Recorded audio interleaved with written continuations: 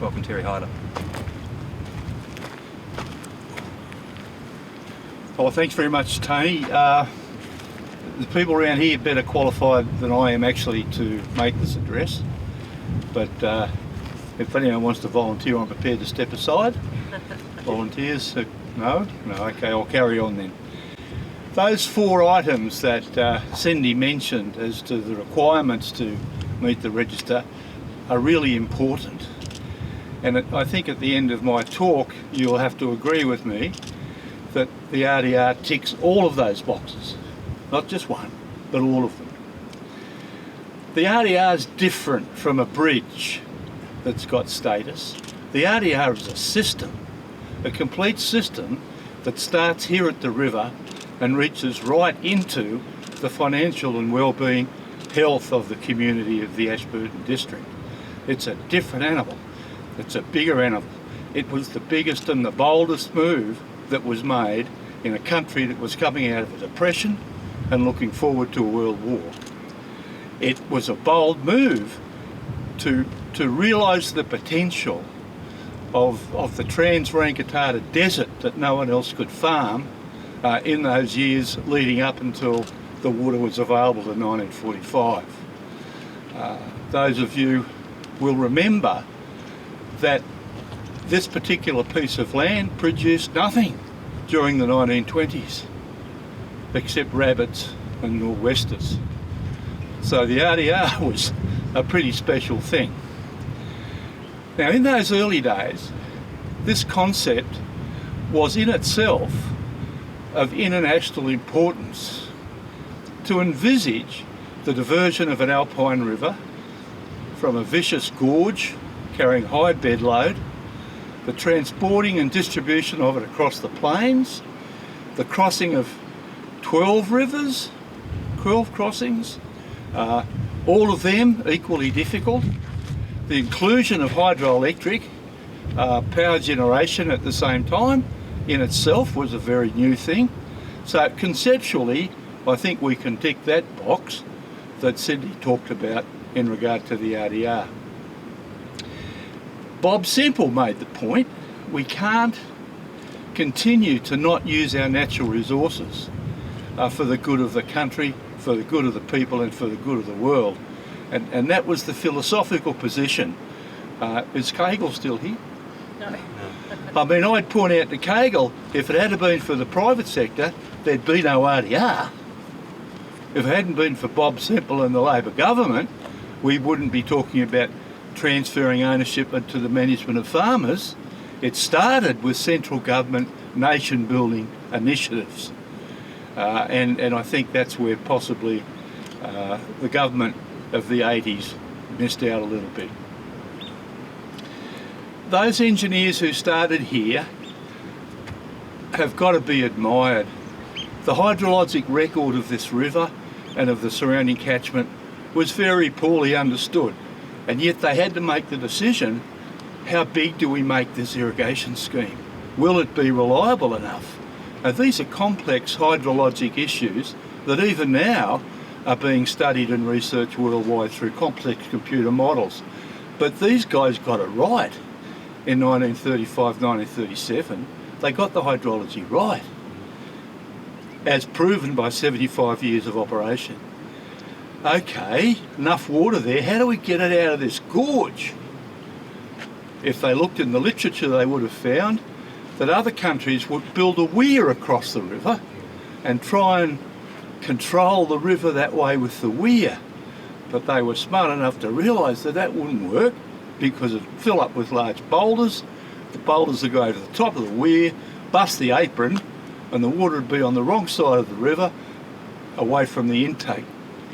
So they developed what I think was a really important thing at the time, the New Zealand solution to the diversion of water from braided rivers, which was to rely upon big earth-moving machinery and gravel weirs that persuaded the braid of the river to come to the intake, and when the river wanted to flood, give the river back to the river itself, and then rebuild it.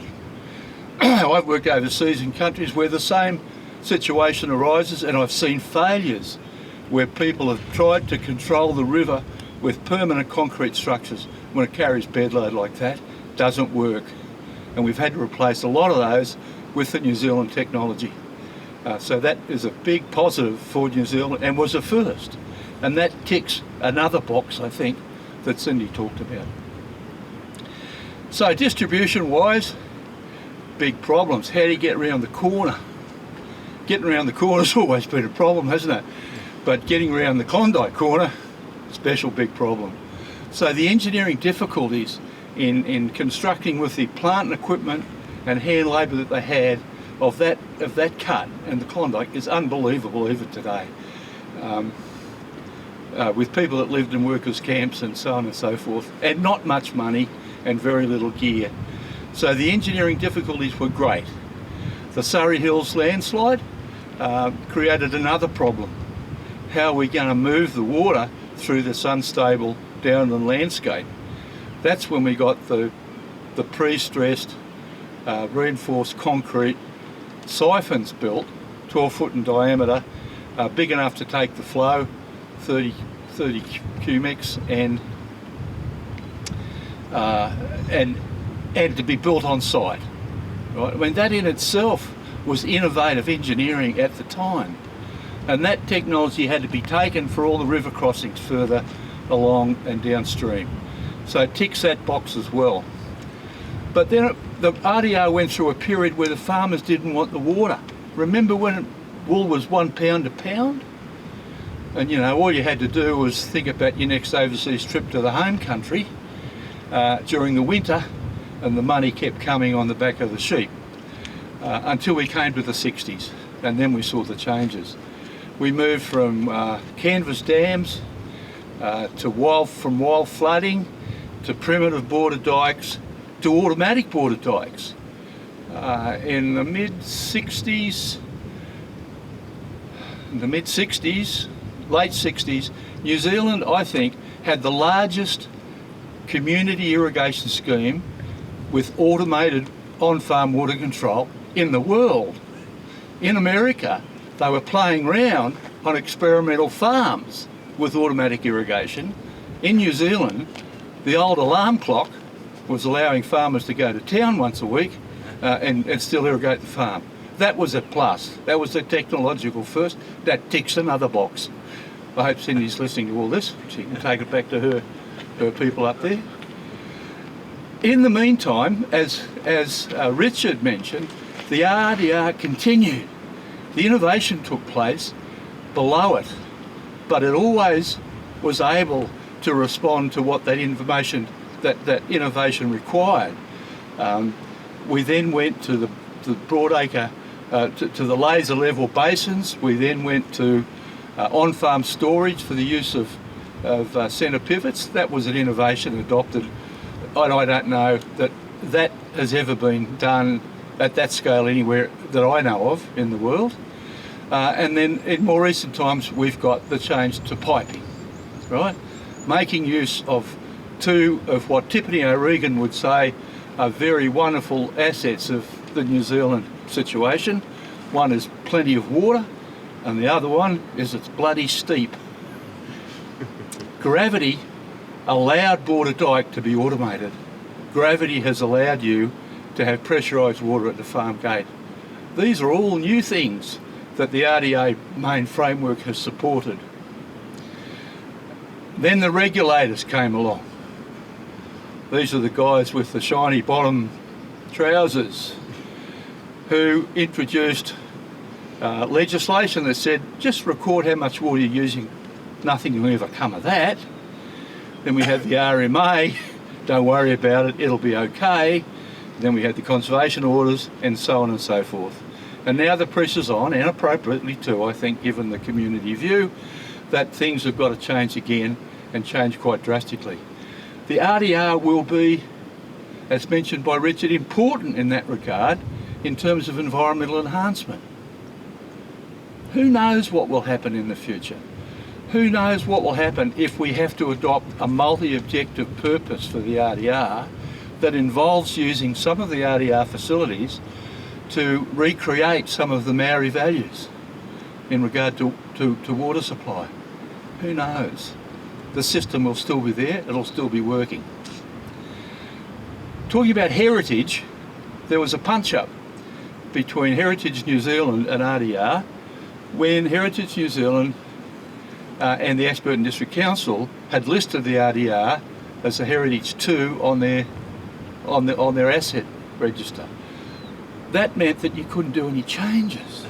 Well, how can you do that with an ongoing thing like this? Yeah.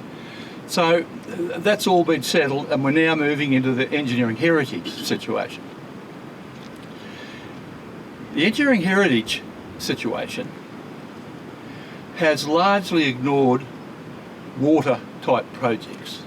They're right into the remnants of the base of the water supply tank at Christchurch Police Station. A bit of concrete that's left somewhere. That's the way they see heritage. The RDR's got a problem, it doesn't quite fit their criteria, and yet it ticks all the boxes, right? So it's our job in the Canterbury chapter, Don and I, to make sure we get, and Sydney too, she's going to be converted after this, to get this back onto that table of these North Island buggers and get the recognition that it needs, right? So I was asked to tell you why I think this particular system deserves engineering recognition. I've ticked every box that Cindy talked about, added a few of my own, and I believe that I've made a very plausible case for the RDR to be added to the asset register of the Engineering NZ. Thank you.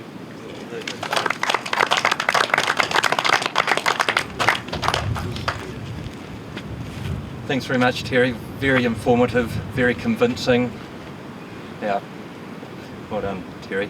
I'd just add one other thing, that a little statistic I came across this week looking at it. Highbank Power Station, when it was put in, was the largest single unit hydro generating unit in New Zealand at the time. So once again, I mean, bold from the outset.